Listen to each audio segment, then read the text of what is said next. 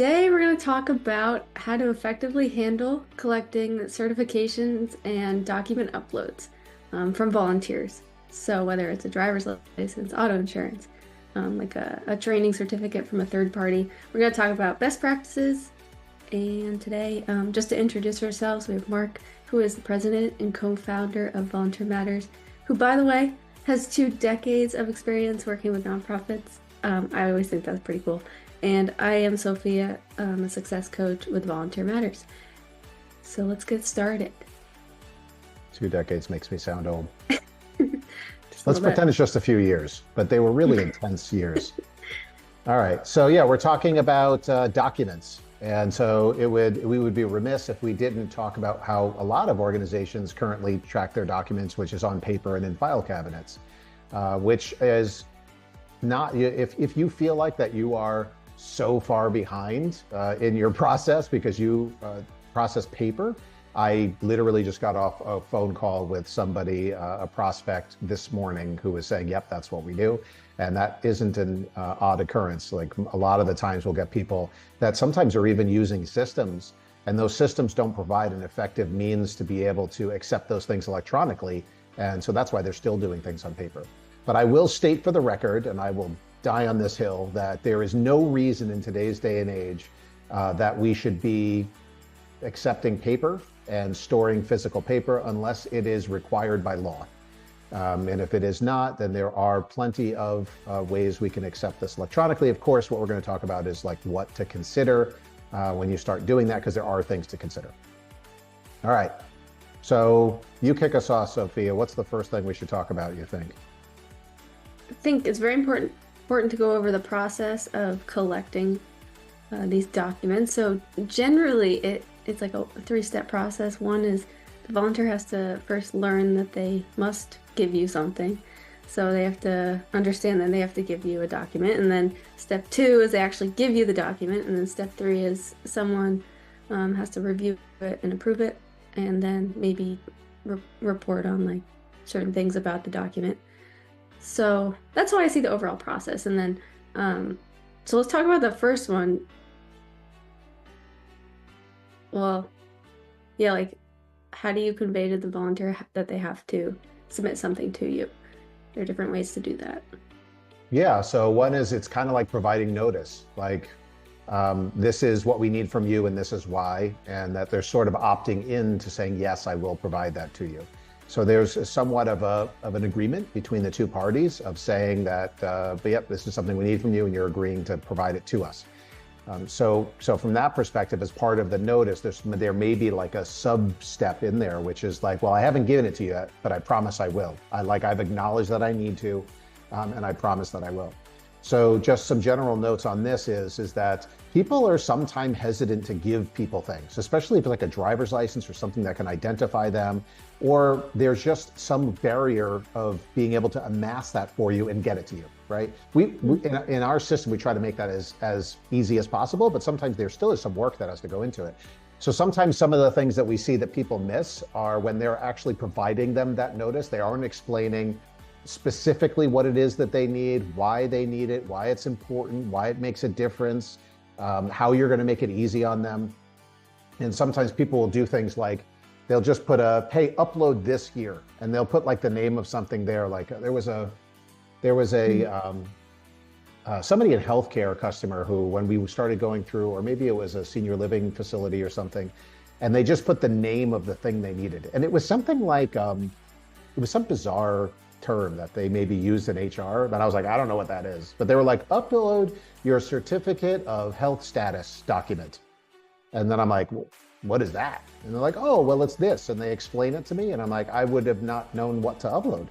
So, and then after that, once you do explain it, yeah, you should explain why. So if you're obligated to by law, or if it's just a good policy, it keeps the program safer, it protects the volunteer themselves, explain it. I'll tell a quick story about some volunteers from an organization that we worked with, that the volunteers were sort of like really resistant And these were volunteers that had been around for a long time. They implemented a new policy and they started asking their older volunteers. When I say older, I mean they're returning volunteers. Volunteers have been around for a while. And they were like, why are you making me upload this stuff now? Like, I've been volunteering here for 10 years, for 15 years, and now you're making me do this. So sometimes there is just a general resistance, and it's understandable in a lot of cases. So you just want to explain, like, we're not doing this for no reason. Like, there's a reason, but we're obligated to by law, or we're doing this to protect you, protect the person you're volunteering for, or there's just a practical purpose. So definitely go about explaining that to them. It definitely helps with like how quickly a volunteer will give you those things, for sure. I've seen that. Like if they know why they need to do it. Right. Like, It's okay, for a I'll help good you reason. out and give it to you. Right. Yeah. All right, what's next? What was the next one? The next one was, okay, we notified and they promised, and then it's the actual acceptance? Then the actual delivery, yeah, like actually submitting the document. And I know like sometimes you ask them to bring the document with you, like actual paper, and hand it to you. Or they submit it via email. Or like if you have a system, they could submit it through the system. Right. Upload it.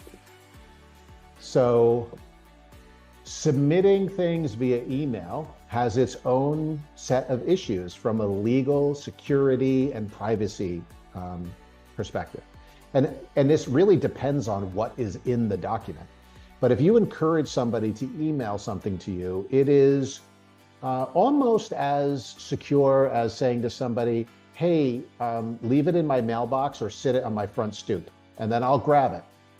So if, for example, it was something where they have to put personally identifiable information, social security numbers, medical information, whatever that document is, email is not a secure method of capturing that stuff. There's no encryption, unless you're using an encrypted email system, like you're a healthcare facility and you do have like secure email. But most cases, people are emailing stuff around with a lot of personally identifiable information, which is not a good practice. All it takes is accidentally sending it to the wrong mark, Yeah. Right? Or accidentally sending to the wrong mark, accidentally replying all, Yeah. We've seen that happen where somebody sends an email, a broadcast email out to their volunteers, and they ask people for stuff back, and people are replying all with all of their personal information. Or even worse, if you accidentally replied all with somebody's personal information to everyone else. So email's not the best method.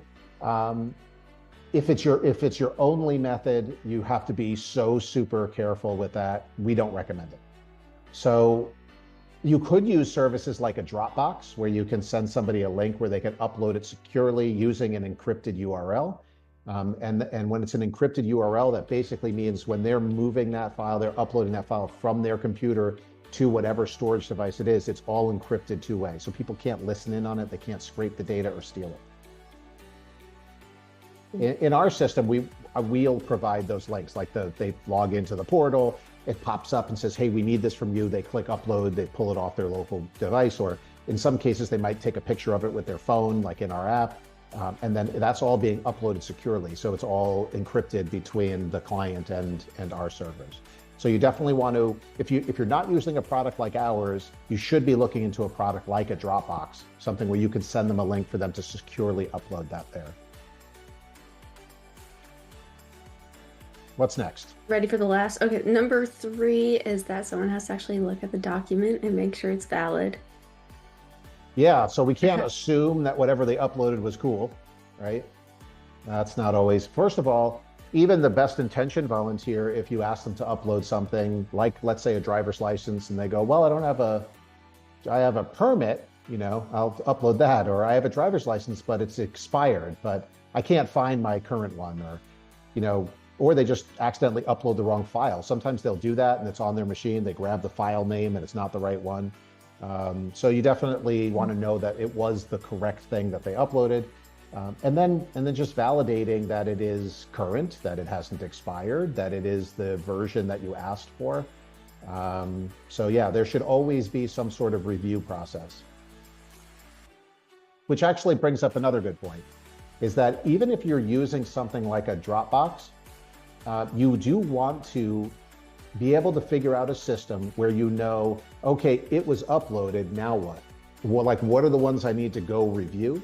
Like, even, for example, if I had a Dropbox folder, if I was to use Dropbox for this, I would create a Dropbox folder that I can give people a link to where they can upload their document to there. And that folder is just for documents that the end volunteer is uploading it to.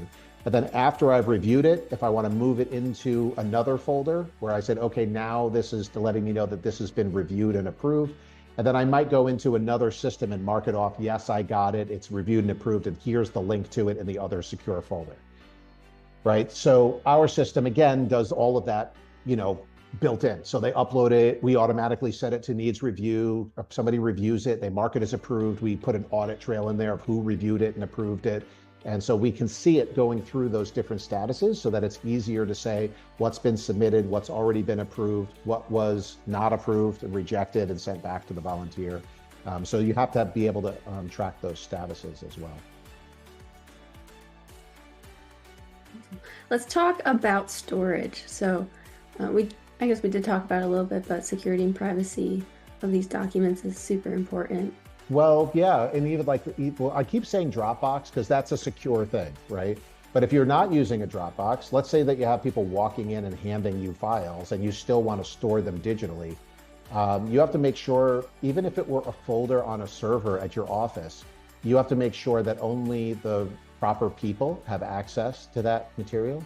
You have to make sure that whatever server that's on or wherever it's stored, that it's backed up, that there is some redundancy to it just in case a machine failed. The reason for these things is mostly typically because the stuff that we are getting from volunteers are required for legal, insurance, risk purposes. Like there are real, tangible reasons why we need these documents. And we need to be able to recall them in the event of an incident, something going on. So we have to make sure that wherever we store these things, so you think about it in the analog to something physically tangible. Like I don't leave them laying out in the office on the break room table, right? That would be kind of silly. So I also don't just leave them in one employee's desk, because eventually you start going, well, where did we store those again? Does that employee still work here? Right? Is that really all that secure? I don't know. So this is why filing cabinets were invented and why filing cabinets had locks on them, because some people only had access to certain file cabinets and they were locked for security purposes and only certain people had the key. And we knew that it was in a central location where we can go to get all documents of that type. So the digital equivalent is very similar. I need to have a secure place where this is put, where only the people that need to see it can get access to it, and where it's someplace that's reliably safe.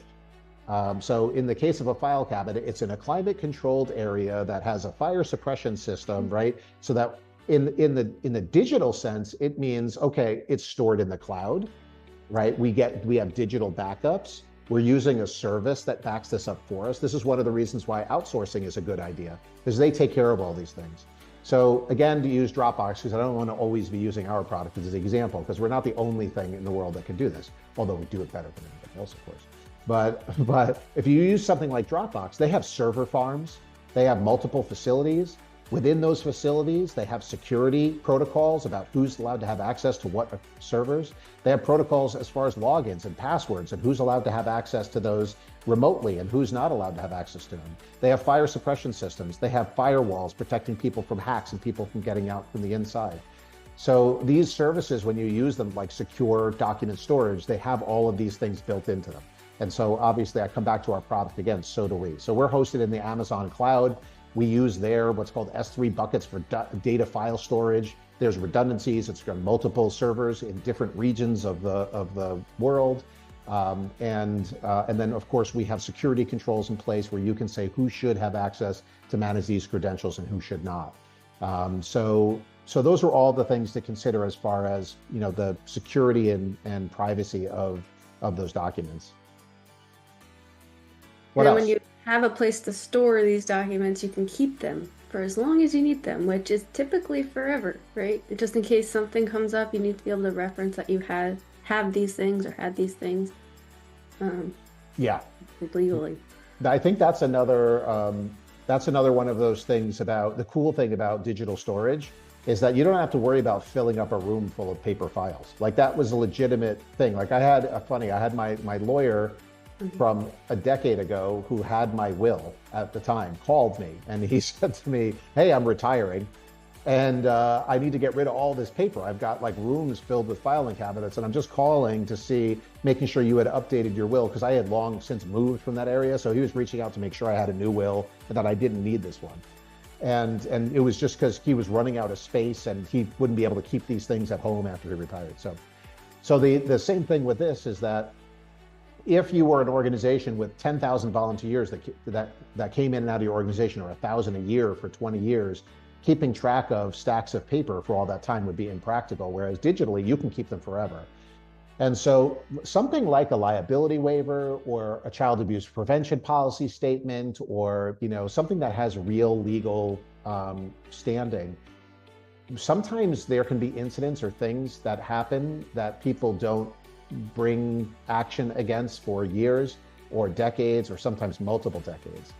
And so the ability to store these things digitally also means that you can store them forever, and you really should. So, especially if you're talking about things with statutes of limitations that extend for a long time, and even not criminal, but even just from a PR and accountability perspective, to be able to say, no, in 2024, in 2014, in 2004, we had these policies in place, we had these people signing these documents, and I can recall those for you quite easily. So in a lot of cases, because of the way technology is today, you really should keep these things for as long as you have a record of that happening. So if somebody signed an agreement for me personally, like as a liability waiver, I would want to keep that forever, because there's no real overhead to doing that anymore. So, keeping file cabinets, it may have been like, okay, this is getting ridiculous. This was 40 years ago. But today I could just keep it in there, and storage is cheap. So just keep it going. Yeah, and I know in our system you can actually say like this is exactly the time that the volunteer uploaded this document, and you can see when the date that it was approved, like all of that stuff. And even from a volunteer experience, it's cool to be able to have something on file like that. Like, let's say I went away to college for 4 years and then I wanted to come back and volunteer. If my training's still good, I would feel so good if someone's like, "Hey, you don't have to worry about that. We already know that you've done the training. It's still valid. Like, just fill out this form and then you're good to go." Like I would make me feel so appreciated as a volunteer. It makes the experience good for everyone. Yeah, that whole idea, that's a really good point. The whole idea of, here's something we asked you to do, and you did it. And you log into this system, like where I could see my profile, and I can see all of those things, including any agreements I ever signed, or even assignments I did, or things like that. So that part of it too is a good way to communicate back to the volunteer, hey, we do these things for a reason, and we keep track of them. Speaking of valid dates, last thing for us to talk about is expiration. So these documents typically expire at some point, like driver's licenses. I know they have a date. So how do you recommend tracking that? Yeah, so that's probably the one where when you start doing things via email, Excel spreadsheets, and a Dropbox, for example, this is when things really start falling apart. If you have policies where things, like I give you, I'm a medical volunteer and I have a nurse practitioner license. We have that on file. Well, when does that expire? You're driving on behalf of the nonprofit and I give you my driver's license. Well, is that good forever? Probably not. And if you have a decent percentage of your volunteers that are repeat volunteers, this becomes a bigger issue. What we see generally out in the wild is that they ask people to provide that over and over and over again because they don't have a good method to know, well, they gave this to me, but when does it expire? So we usually see two things happen. One is they get a good system to track all this stuff, or two, they ask the volunteers to continuously give them to them year after year after year to make sure that they have the good stuff on record. So if I'm driving on behalf of a Meals on Wheels program as a volunteer, every year they're going to ask me for a new copy of my driver's license. And that's a lot of overhead for staff, and it's kind of annoying for the volunteer. So much better if you do have digital storage to be able to track some sort of metadata on the file that was uploaded. So metadata is literally just some some extra text about the thing that was uploaded. So, and one of those things could be the expiration date. So like in our product, when somebody uploads a document, and let's just say it's a driver's license, because it's the easiest example, we said already that they uploaded it, and then the next step was review. And so when somebody reviews it, they're going to make sure that the driver's license is valid and that it hasn't expired. And so when they say, oh, I reviewed and I approved this, one of the other things you can do within the product is mark when its expiration date is. And so having a system that can track that expiration is super, super helpful, because in our product, what it will do is when it gets to that expiration date, it'll pop up to the volunteer and say, hey, we need another copy of your driver's license. It'll, also let staff know this driver's license has expired or is about to expire. And so we don't have to ask every volunteer to upload or provide their driver's license every year, because we have a system now that says they submitted it on this date, we approved it on that date, and when we did, we put down what the expiration date was. And so I don't have to ask them for 3, 4, 5 years for a new copy. And then when I do, it just pops up automatically and starts that process off again about providing them notice and requesting the document, them uploading it, and then somebody reviewing it again. So being able to track when they need to be done. And there are other times too, where we may actually want to automate a regular recurring process for re-signing or re-uploading documents as well. So sometimes we have things like, I can't think of one off the top of my head, but we have sometimes where people say, no, this needs to be done every January. It just does. And so somebody has to download a copy of this manual, and they have to fill this and that out, and they have to upload it.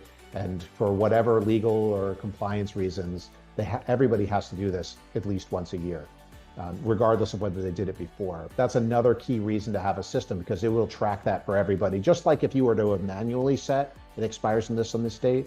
Like a system like ours can say, well, put a rule in place that just says they have to do it every year. So every year, our system then pops up to all those returning volunteers and says, okay, time to do it again. We're going to make it really easy for you and secure. Here's the link where you go to upload it. Boom, you're done. Super easy. Did we miss anything?